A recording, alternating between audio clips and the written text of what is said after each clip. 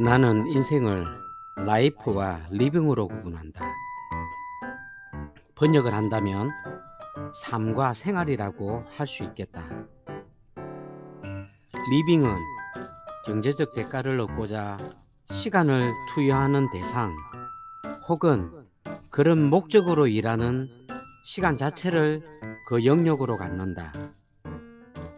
기본적으로 인간이 하는 모든 일은 그 일에서 보람을 찾을 수 있건 없건 그 대가가 많건 적건 간에 무료로 하는 것이 아니고 생계를 의존하고 있다면 모두 리빙에 속한다.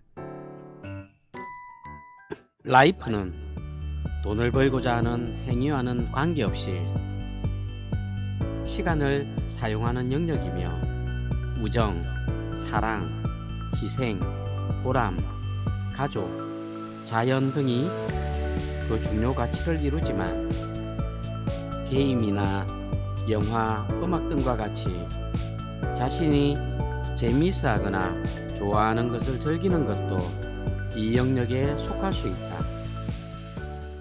다른 직업을 택하면 더 많은 보수를 받을 수 있는데도 적은 보수에 아랑곳하지 않고 남을 위해 봉사하고 희생하는 사람들은 리빙 속에 라이프가 깊이 스며든 경우이다.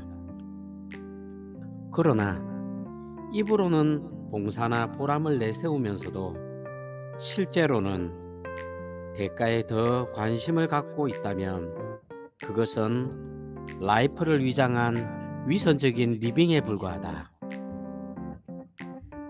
자기가 좋아하는 일을 직업으로 삼고 있는 예술가들처럼 라이프와 리빙의 영역이 상당 부분 중복되는 경우들도 있다.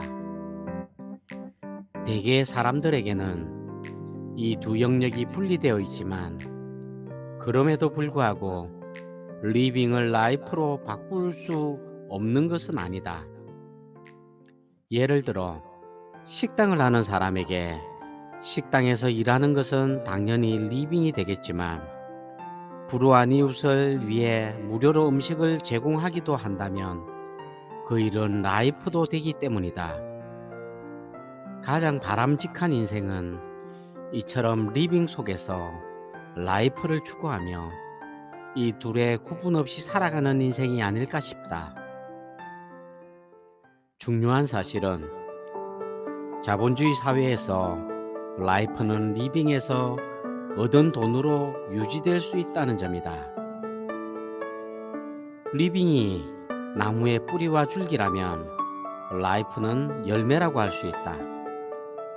그렇기 때문에 뿌리도 없이 라이프에 너무 치우치게 되면 리빙이 흔들리게 된다.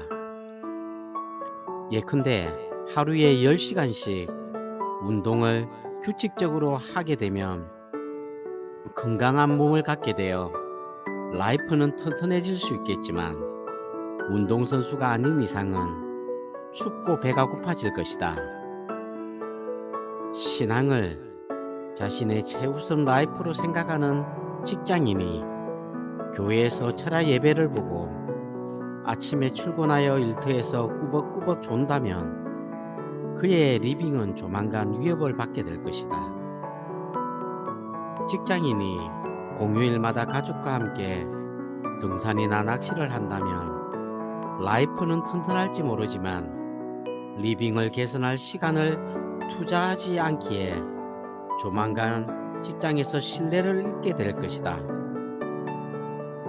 수도사들처럼 리빙을 거의 무시한 채로 라이프만을 중시하며 살 수도 있겠지만 한 가족의 가장이 기본적인 리빙마저 무시한 채 자신의 라이프만을 찾고자 한다면 그 가족의 리빙은 흔들리게 되고 결국은 가족의 라이프마저도 무너질 수 있다. 반대로 리빙을 중시하다가 라이프가 흔들리는 경우도 있다. 택시 회사에 고용되어 있었다가 개인 택시 면허를 받아 독립하게 되면 자신이 버는 돈 모두를 자기 수입으로 잡게 되어 처음에는 밥 먹는 시간도 아깝게 느낄 정도로 운전을 하며 돈을 벌고자 한다. 그러다가 몸이 쇠약해지면서 코피를 흘리게 되면 그때서야 아차, 돈이 다가 아니구나 하는 생각을 갖는다.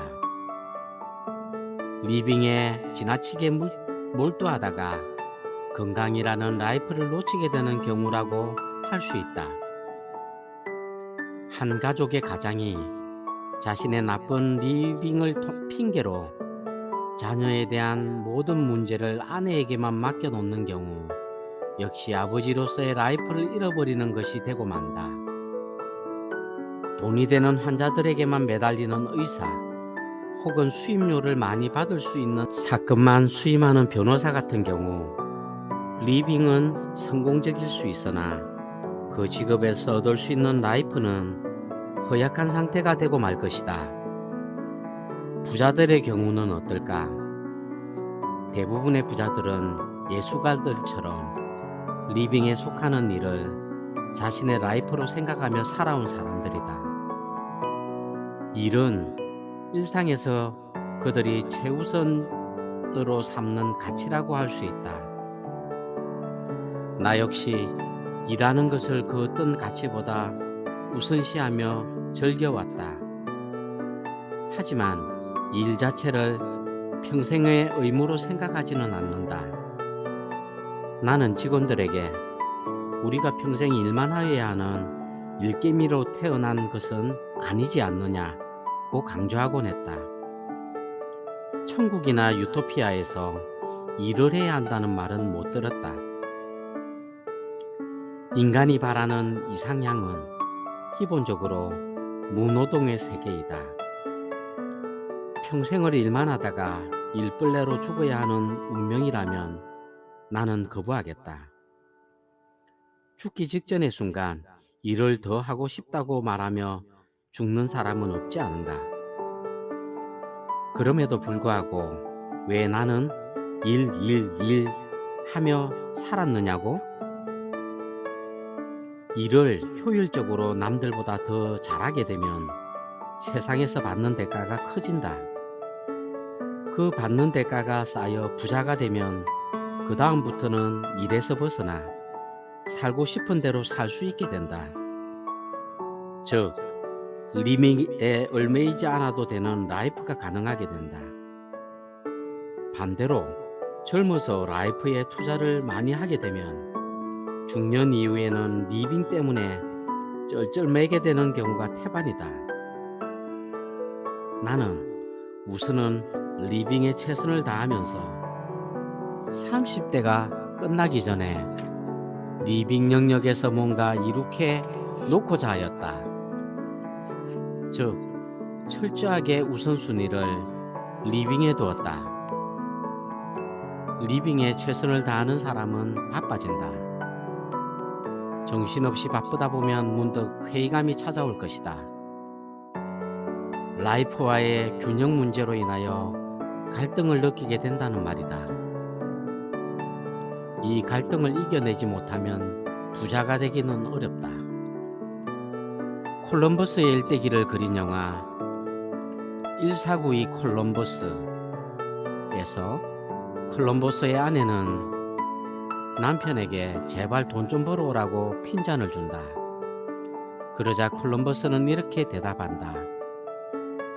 돈은 사람을 행복하게 만드는 것이 아니라 바쁘게 만든다. 맞다. 이것은 웬만한 부자가 되어도 마찬가지이다. 부자가 되면 한가하게 되는 것이 아니다. 부자로 만들어준 구조체를 관리하여야 하기에 시간에 더더욱 쫓기게 되는 경우가 대부분이다. 나 역시 그랬었지만 이미 지금은 그 굴레에서 벗어났다. 거미줄을 아주 크게 쳐놓고 벌레도 많이 잡아 놓은 느긋한 왕거미이건 작디 작은 거미줄을 쳐놓고 한없이 벌레를 기다리는 작은 거미이건 간에 리빙을 위한 거미줄 밖으로 나가지 못한다면 벌레가 많고 적음이 무슨 의미가 있겠는가.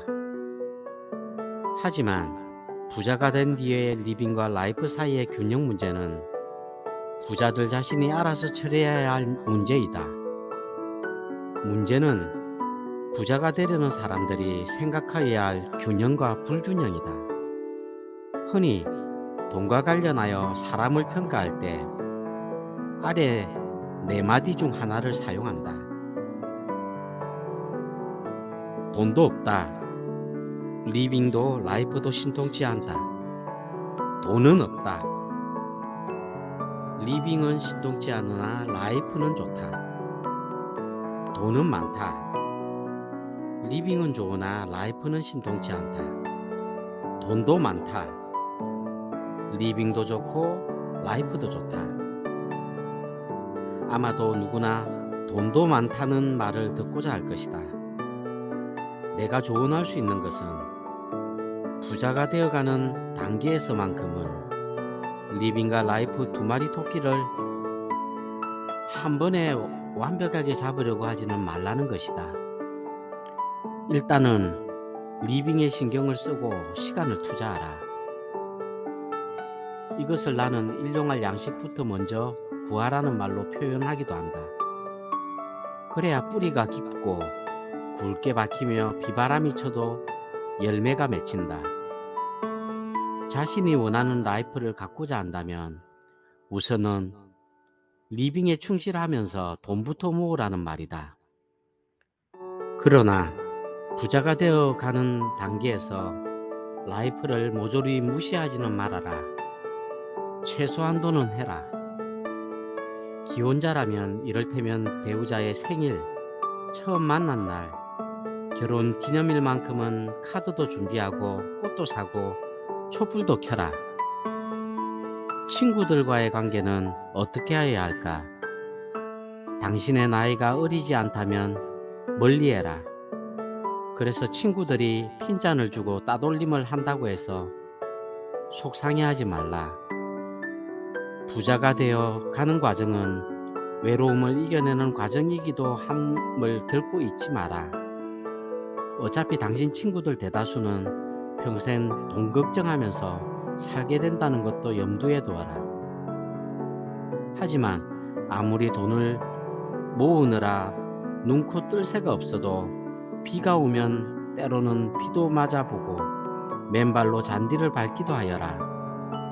부자가 되는 것에 대해 전혀 관심이 없는 사람들의 삶도 종종 살펴보아라. 자신이 왜 부자가 되려는지를 정확히 되새기는 값진 시간이 될 것이다. 2022 라이프와 리빙은 결국 이른바 일과 삶의 균형을 의미하는 워라벨에 대한 이야기이고, 나는 월크를 리빙으로 묘사하였을 뿐이다. 고용노동부가 처음으로 워라벨의 재고를 위해 책자를 발간한 것이 2017년 7월이므로 한국에서는 워라벨을 따지는 풍조가 이제 5년 정도 된 것 같다. 짐 자무시가 만든 영화 피트선은 그의 완벽한 워라벨을 보여주는데, 워라벨에서 라이프를 위한 시간이 숫자상으로 주어져 있다 할지라도 그 분리된 시간을 역같이 사용한다면 그게 무슨 라이프를 위한 시간이 된단 말인가? 당신이 그런 시간에 무엇을 하였는지를 일주일 동안만이라도 요약하여 보면 스스로 알 수 있을 것이다. 당신의 라이프가 삶이라는 멋진 단어로 불리우지만 사실은 시궁창에 있는 것인지 아닌지를